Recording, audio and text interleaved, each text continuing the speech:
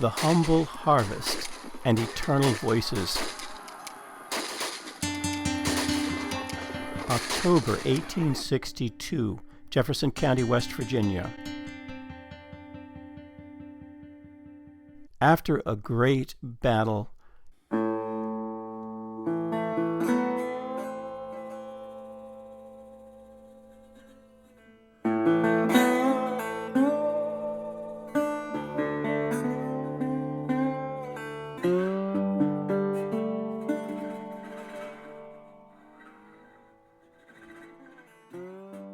deeds of valor are no longer dreams gone by. We live in nightly days. Our men are dauntless men. Will there ever be one to write the life of the common soldier?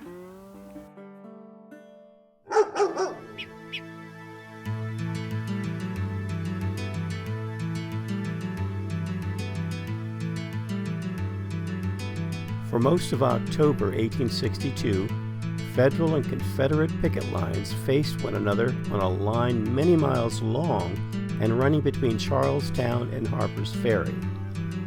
Then, the massive Federal army that had been resting on the Maryland side of the Potomac finally bestirred itself.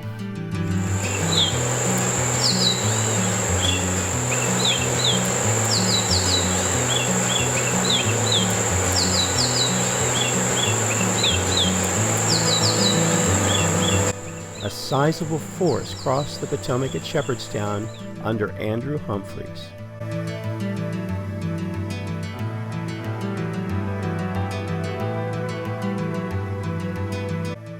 The other from their Bolivar Heights encampment near Harpers Ferry under the command of Winfield Hancock.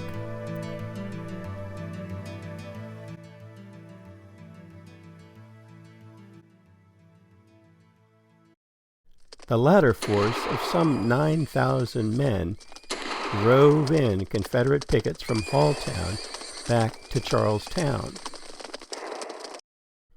There they positioned 4 guns and some defense provided by the locally raised 12th Virginia Cavalry Regiment. Fire! Wow! Fire!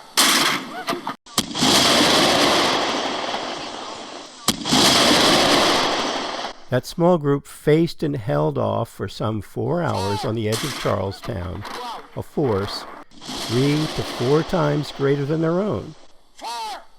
Once the size of the Confederate force was ascertained, helped by some spy work from African-American Charles Henry Truman and local Unionist Horatio Riddle, General Hancock withdrew his force back to their camp at Bolivar Heights.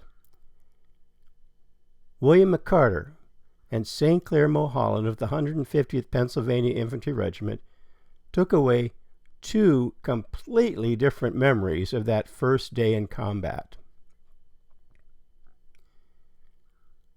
October 14th, still on picket. This morning I saw a captive balloon anchored over the Yankee camp in the direction of Harpers Ferry. Balloon reconnoitering seems to be a safe way of making observations of an enemy's forces, movements, and encampments, and where the country is level and not too much wooded. October 15th. The Confederate picket ran from Walper's Crossroad and Railroad in Kearneysville to Berry's Ferry.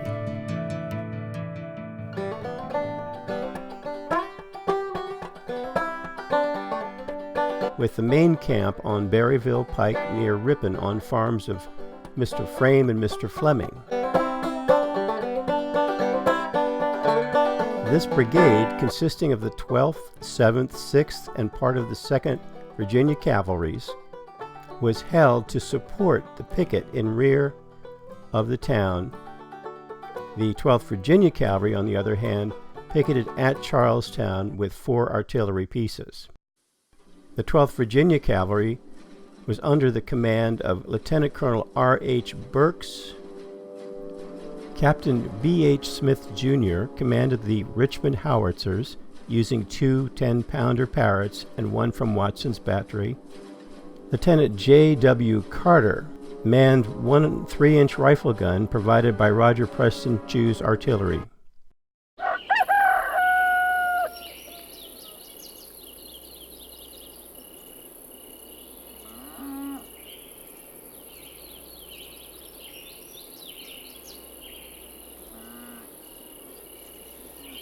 October 16th, 6:30 a.m.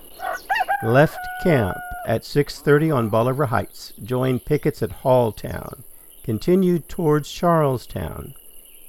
The reconnaissance was made by the 1st Division, 2nd Corps, reinforced by Campbell's company of horse artillery and Tompkins' Rhode Island battery, and a squadron of cavalry. The column soon struck the enemy's picket, which, after a few shots, retired towards the village of Charlestown. The advance of our column encountered the enemy's pickets beyond Halltown, drove them in, and pursued until within short artillery range of the high ground this side of Charlestown. The enemy was found posted. Our cavalry, under the command of General T.T. Munford, retired before this force until they reached a point about half a mile below Charlestown, known as the Old Fairgrounds. Here, a section of Chew's battery under Lieutenant J.W. Carter and 2 guns of the Richmond howitzers, and a 3rd company under Captain B.H. Smith, were all placed in position. The Federal batteries went into position near some large trees on Butler's Hill below Charlestown along the pike. The Confederates opened fire upon us with artillery. Fire! We opened on the enemy, who had planted their batteries on the hill about 3/4 of a mile below, known as Butler's Hill. Shells began to fly and were seen bursting among the guns. Then the order to advance, and when the volunteers were called for to go ahead and tear down the fences, every one was anxious to be the first to rush into what would seem to be a dangerous duty. Fire!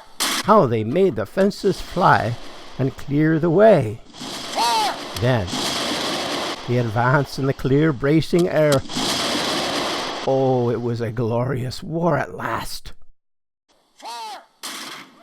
Our Lieutenant Colonel, St. Clair Mulholland, at the top of his voice, shouted, "Steady, men, steady." This was sufficient. No more dodging afterwards. The Confederates opened fire from 4 guns and deployed dismounted cavalry as skirmishers in their front and flank.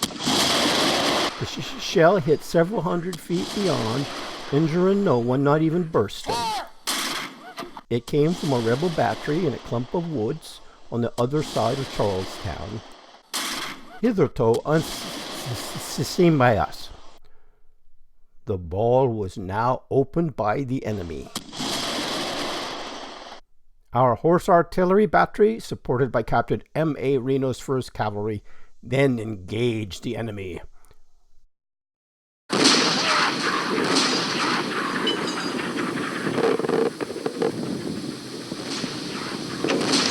Boom, boom, boom was the reply from 3 guns of our artillery. The cannon shook the earth and sent howling and screeching missiles through the air into the very center of the town. The artillerymen had fired 3 spherical case shot. This artillery round was a kind of shell varying in size and powers of destruction. It contained from 50 to 100 musket balls, all connected or run together, in the center of which was a heavy charge of powder. The fuse, like that of a regular shell, was ignited when the shot left the gun. It caused the missile to burst in a designated area after the range of the place had been obtained. The length or form of the fuse was so regulated that the explosion of the shot took place exactly where and when it was intended to do, hurling the musket balls in every direction, each one of them being as deadly as if discharged from a rifle.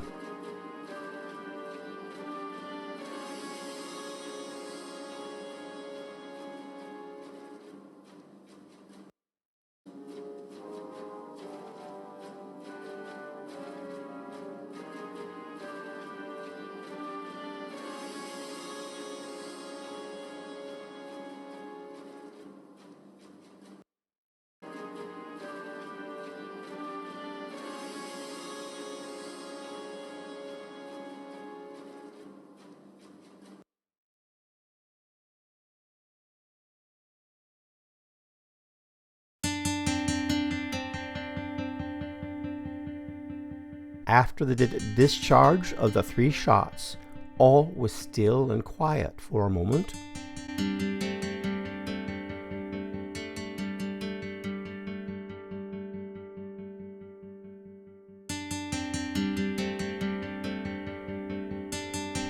The gunners keenly followed with their eyes, as best they could through the smoke, their messengers of death, until they were lost to view in the streets of the ill-fated town where they were expected to explode.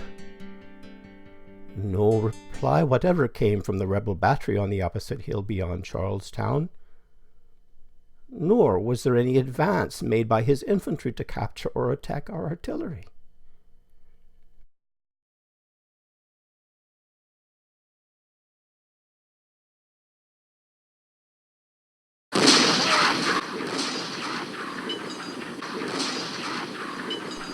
A moment longer, then boom, boom, boom from 3 more of our guns.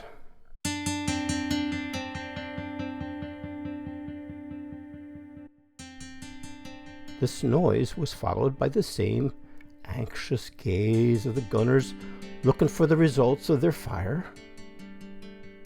They did not long remain in suspense.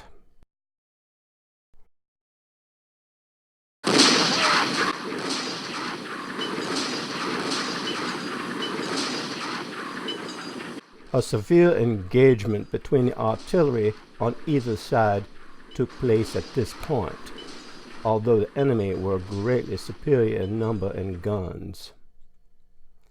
About 10 minutes later, during which time our cannonade had ceased, a dense volume of smoke and flame burst high up into the air. It was located about at the center of town, threatening destruction all around. This seemed to arouse the enemy. Their battery, hitherto almost silent, opened a rapid and steady fire on ours, making the affair for a while an artillery duel. With 4 pieces of artillery admirably handled, these gallant officers and men held at bay for 4 hours the advance of McClellan's grand army. The rebels, now seeming to have got our exact range of our battery, commenced throwing solid shot, undoubtedly with the object of dismounting our guns. Our gunners worked with double energy. Up to this time, none of our artillerymen had been killed or hurt. But very soon afterwards, it was my own painful experience, as well as that of the great majority of my regiment, to witness the almost instant death of one of our brave artillerymen. When in the act of sponging out one of the guns, a solid shot from the rebel battery hit him fair and square, tearing completely away both legs close up to his body. He was carried to the rear of my own regiment, a little behind the battery on lower ground, where he died in a very few minutes without uttering a word. He was rolled up on his winding sheet, his blanket, and left on the field to be buried in his soldier's grave after the action was over. A martyr to the cause of liberty and humanity. A few seconds afterwards, another missile of the same description and from the same source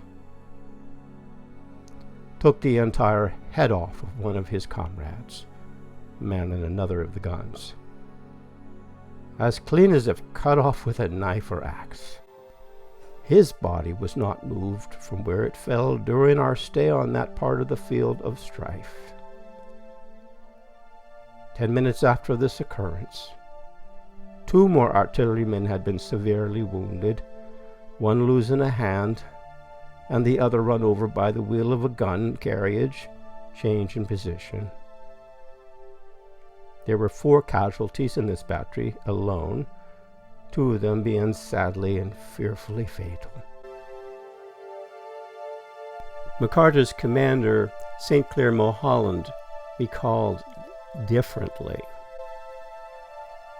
Shells were screaming and bursting and the guns roaring and echoing, but while men were killed and wounded in the batteries, so far as the command was concerned, the fight amounted to but sound and smoke. For not a man of the regiment was hit. The force of the enemy proved to be but 1 battery of artillery, supported by some cavalry, and after a vigorous exchange of shots, retired before the advancing infantry. Column was formed again, and the march to Charleston resumed. When passing the spot where the battery stood, the men had a chance to see a little of the horrors as well as the glories of a fight. Men were already digging shallow graves to which to bury bleeding masses of human flesh and bones that a few moments before had been men full of life and vigor, standing by their guns and in turn hurling death and defiance. The wounded were being carried to the rear on stretchers from which warm blood was dripping. Mammoth trees had been pierced through by the shells, and the earth was rent and torn in all directions. The Confederates, considering their number, had made a most gallant defense, and only yielded ground when the long line of Union infantry advanced. The battery that had fought the Union guns so nobly proved to be the Richmond Howitzer Artillery, commanded by Captain B. H. Smith, Jr. The brave fellow with his legs shot off was lying by the roadside, rejoicing that his guns had got away safely. 1 gun of our Confederate battery and 3 pieces of the Richmond howitzers fought them and held them in check until our ammunition was exhausted. We soon ascertained that the enemy had been driven away by the fire of our artillery, together with the threatened attacks by the infantry. His force only consisted of the artillery already referred to, and with 2 or 3 regiments of cavalry. The town was at once taken possession of, and the troops suitably disposed for defense. The command remained in Charlestown until about 2 p.m. on the 16th. We then retired from action, as it is perfectly indiscreet to try to hold a position without ammunition, especially under fire. So the Yankees advanced as far as Charlestown. Toward evening, our infantry advanced and occupied the heights surrounding the town within artillery range. General Hancock reported that his successful count of the Confederate numbers was helped by his balloon, but also by 2 good spies. Charles Henry Truman, who was a freed African American from Pennsylvania, but who was captured by men in Munford's brigade, and a local man named Horatio Riddle, whose place was located near Ripon and almost adjacent to General Munford's camp for his full brigade. Truman had escaped over to Hancock's camp.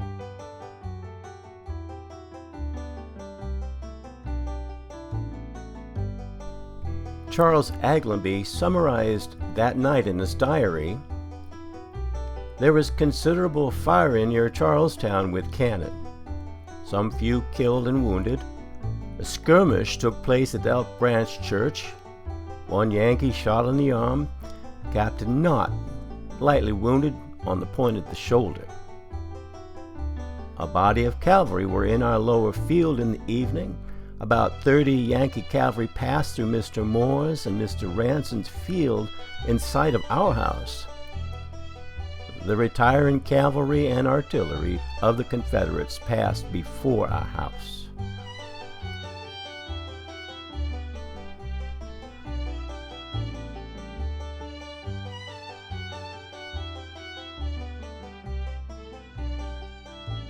That night, the Federals bivouacked on their left towards Berryville on the site of the hanging of Martyr John Brown. Recalled Mulholland, "The regiment bivouacked in the field where old John Brown had been hanged, and a great interest was manifested when the men learned of the fact. After dark, the rain fell in torrents, soaking everywhere. Lieutenant Frank T. Quinlan was sent out in command of the picket and reported next morning that his line had been charged in the darkness by a flock of sheep, with, it was thought, a serious loss of life on behalf of the latter. Remaining in the town until evening of the following day, the whole command started on the return to Harpers Ferry and camped in the fields near Halltown during the night. Jolly evening it was. Quite everyone was in overflowing spirits. The campfires crackled on all sides. Plenty of fence rails and even fresh bread seemed to come from somewhere, and fresh pork was plentiful. The regiment had not lost a man, to be sure, but had seen a genuine fight, heard the scream of the shells, and seen a caisson blowing up and men knocked over. Surely it was a taste of real war, and now everyone could almost begin to feel like veterans.